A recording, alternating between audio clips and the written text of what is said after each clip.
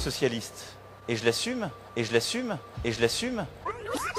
L'honnêteté m'oblige à vous dire que je ne suis pas socialiste.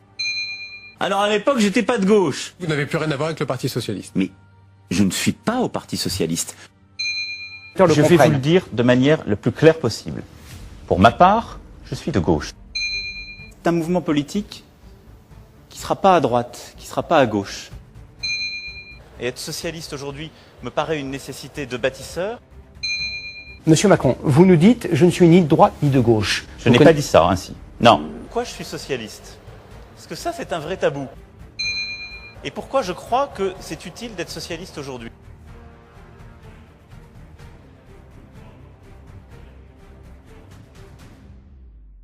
Monsieur Macron, en fait, c'est un inconnu qui a été élu à la faveur d'une opération de manipulation médiatique qui restera dans les annales. Ce ne sont pas les Français qui ont élu M. Macron, en fait.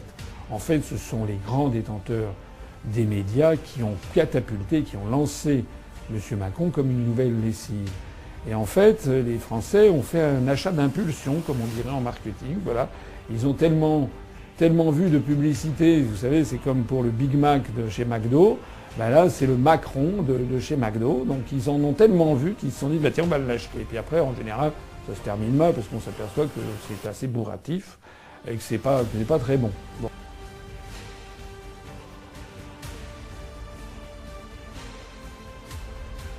Si vous êtes élu président de la République, est-ce que vous pouvez vous engager sur le maintien du pouvoir d'achat des retraités? Dans les 5 ans qui viennent, je garantis le maintien de tout. Je ne touche pas à la retraite de celles et ceux qui sont aujourd'hui retraités.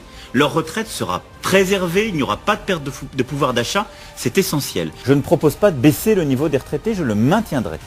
Le niveau de vie des retraités, on doit le préserver. Je n'approuve pas d'aller plus loin durant le quinquennat à venir pour faire des économies sur le dos des retraités comme vous le proposez. Je ne veux pas, moi, faire d'économies sur le dos ni des retraités, ni de celles et ceux qui sont à quelques années d'aller à la retraite. L'engagement que je prends ici, devant vous, c'est que toutes les petites retraites auront leur pouvoir d'achat protégé avec moi.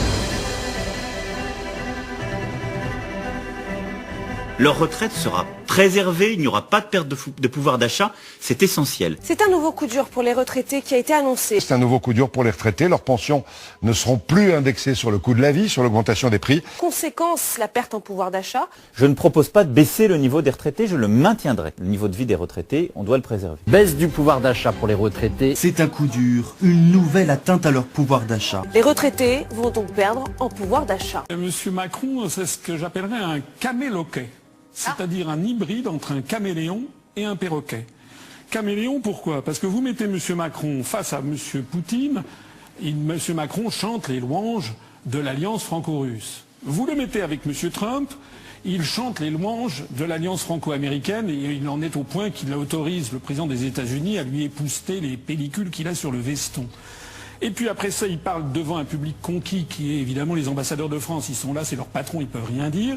Et là, il lance un nouveau truc, il lance qu'il faut avoir une Europe de la défense. Mais le problème, c'est que ça, c'est le côté caméléon. Donc à chaque fois, et d'ailleurs, il va revoir Trump dans quelques temps, là, je crois pour le 11 novembre, vous allez voir qu'il va nous faire le coup de la grande amitié franco-américaine. Donc c'est quelqu'un qui change systématiquement comme un caméléon. Mais c'est un hybride avec un perroquet. Parce qu'à chaque fois, il ressort le même discours. Moi, j'ai regardé le discours devant la conférence des ambassadeurs de l'année dernière, le 29 août 2017. Ben, c'était pareil.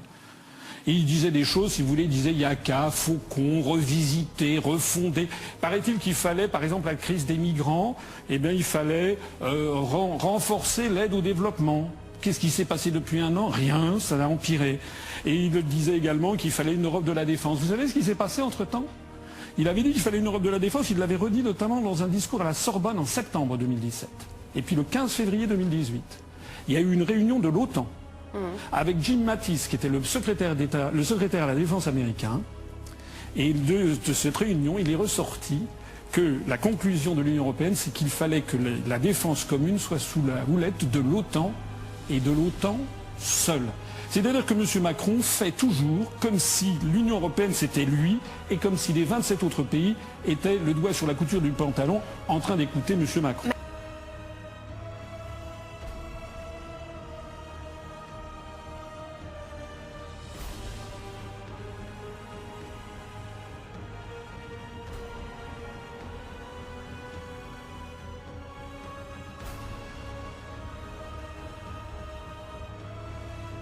Honnêtement, de toute façon, je ne crois pas, je ne crois pas Emmanuel Macron capable de comprendre intellectuellement ce qui se passe. Je l'ai vu en Argentine. Ça n'est pas a priori quelqu'un de limité intellectuellement. Si, pour moi, c'est quelqu'un de très limité intellectuellement, dont la formation intellectuelle est antérieure à la crise de 2008. Je l'ai même entendu l'autre jour parler. Peut-être dire qu'il est idéologue, mais non. Je pense. C'est un problème cognitif. Je pense que c'est un type qui n'a pas qui a un rapport tout à fait particulier à la réalité, un rapport partiel à la réalité, et qui mériterait l'intérêt des psychologues.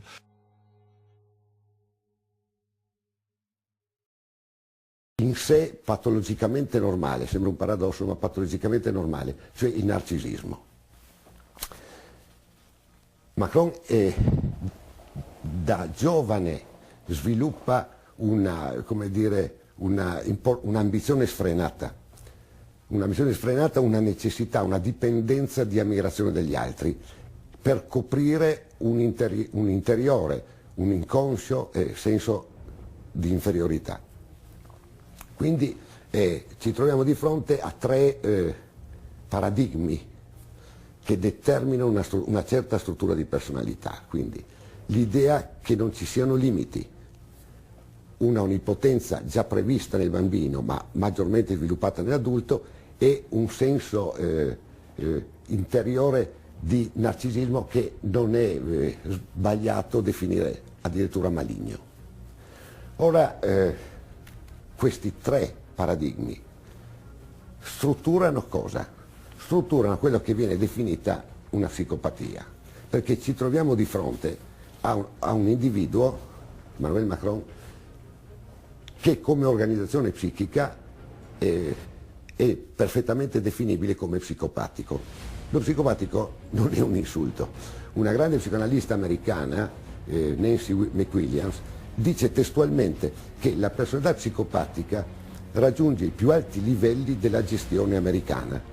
Quindi lo psicopatico può anche essere un deviante, ma in realtà se organizzato bene dal punto di vista culturale, intellettuale, eccetera, può raggiungere i massimi vertici della finanza, della politica, cosa che in questo caso sta avvenendo.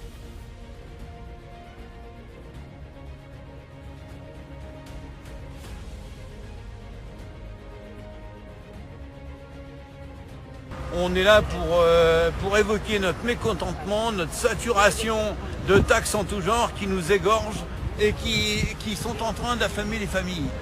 Êtes-vous conscient qu'il y a des pauvres gens qui ont des 1000 ou des 1100 euros par mois qui vont être confrontés avec les températures qu'il fait à manger et crever de froid ou chauffer et crever de faim? Est-ce que c'est normal dans un pays qui est la 7e ou 8e puissance économique au monde? Je vais parler pour les retraités un petit peu. Parce que moi je suis retraité depuis 11 ans. En 11 ans, mon pouvoir d'achat il a formidablement diminué. Aujourd'hui, nous avons augmenté, on nous a volé de l'argent par le biais de la CSG. Notre retraite complémentaire, c'est de l'argent qu'on a mis de côté, qu'on a mis.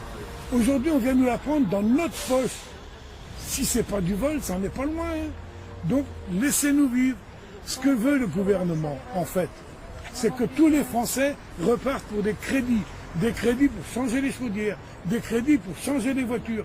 Parce que ce qui les embête un peu, c'est que la catégorie de gens qui sont nés après-guerre, aujourd'hui ont payé tous leurs crédits. Ils n'ont plus de crédit, et ça les embête. Qu'est-ce qui fait tourner le monde de la finance? C'est les crédits. Eh bien les crédits, nous retraités, monsieur, nous retraités, on n'en veut plus. Qu'on nous laisse mourir avec ce qu'on a, le temps fera le reste. Qu'on ne nous impose pas des nouvelles voitures, qu'on ne nous impose pas de faire des crédits pour acheter une voiture, qu'on ne nous impose pas des crédits pour acheter soi-disant une chaudière. Autour de Raymond, 61 ans, retraité de la mine, de prendre la parole. Vous dites que vous venez ici pour relayer les infos plus haut, c'est ça. On n'a jamais vu quelqu'un nous mépriser comme ça. La plupart des gens, il y a un dénominateur commun. Si on est dehors du matin au soir, c'est quand même bien grâce aux mesures que votre gouvernement a prises. C'est celles qui ont fait déborder le vase. Mais le vase était déjà plein. Et maintenant, le tout, c'est pas de savoir qui a fait quoi.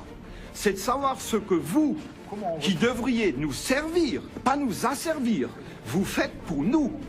Nous, si on est dans la rue du matin au soir, c'est parce que vos mesures, là, qu'on entend, on a l'impression que vous descendez de la Lune. Il n'y a personne qui a 1000 € pour changer de bagnole, même si vous en mettez 4000 dessus. Non, non, laissez-moi finir, vous, maintenant. Les gens qui sont là et les gens qui se battent, ils sont à moins 30, à moins 100, à moins 50, à moins 500 tous les mois. Et depuis longtemps. S'il vous plaît. Et ça, c'est après avoir épuisé toutes les ficelles. Ça veut dire on n'emmène plus nos femmes au cinéma. On va plus au restaurant. On ne fait plus de cadeaux aux gosses, on ramène plus de fleurs à la maison. Toutes ces petites choses-là, on les a déjà supprimées depuis longtemps. On achète de la bouffe pour chiens, on nourrit nos enfants avec à cause de vous. On est au bout du rouleau, c'est pour ça qu'on est dans la rue. Et c'est la seule chose que vous devez faire remonter, c'est qu'on est au bout du rouleau. Et je voudrais juste terminer comme ça. Monsieur Macron, il a ouvert la boîte de Pandore, mais vous et lui, vous savez pas quand c'est que vous la refermerez. Méfiez-vous du peuple, vous l'avez mis dans la rue, mais vous arriverez peut-être pas à le faire rentrer dans la maison. Mettez-vous bien ça dans le crâne. Et si vous pouvez...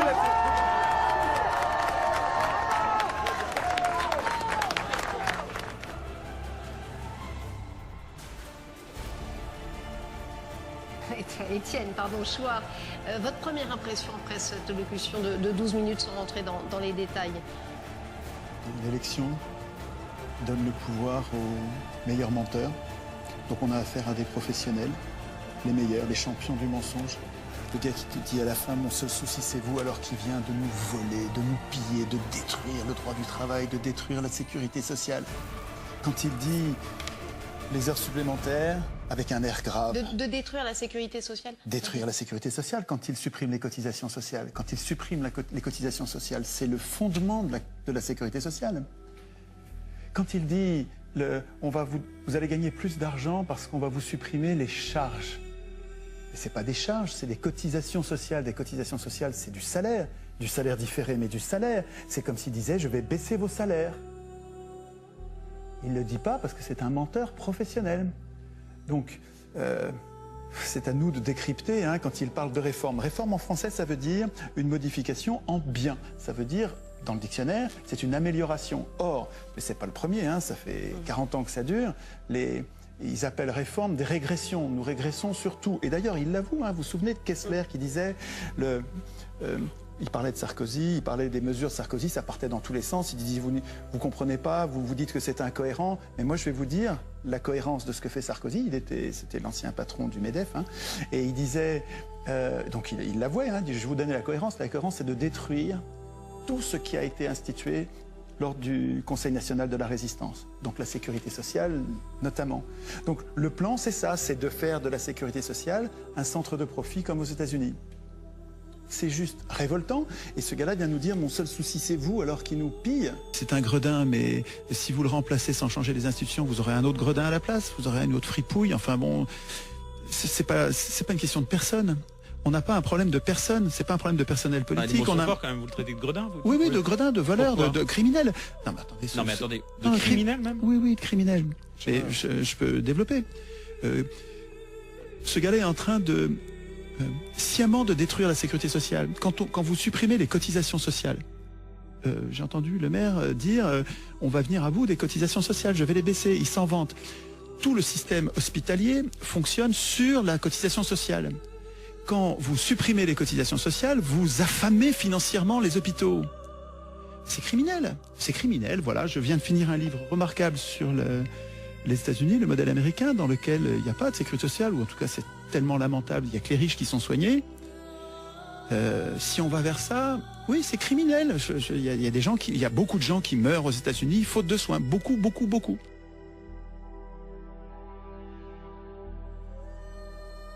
Pour manifester contre la politique générale de Macron. Et là, je me rends compte que je parlais de lui en quelqu'un de dédaigneux, de méprisant, mais c'est encore plus pire que ça. C'est un dictateur, c'est du totalitarisme. On est juste là, quoi, une trentaine, avec des gilets jaunes et une chanson. On fait juste ça. Et vous voyez comment on nous traite. Et voilà, moi j'ai travaillé toute ma vie pour l'État. J'ai travaillé toute ma vie pour l'État. Et pour en arriver là...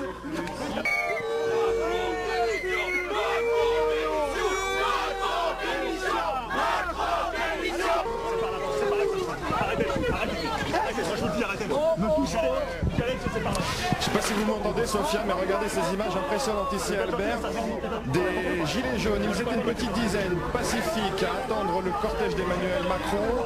Et ils viennent de se faire expulser manu militari par une dizaine de CRS. Regardez ces images de Florian Paume, des gens en larmes, des gens qui se font expulser par les CRS alors qu'ils n'étaient qu'une dizaine à attendre pacifiquement, et je tiens à le préciser, le cortège d'Emmanuel Macron qui devrait arriver d'ici 1 heure maintenant. Des gens qui sont en fauteuil roulant ont été expulsés de l'endroit où ils se trouvaient. Regardez les images de Florian Paume, cette évacuation continue en ce moment même.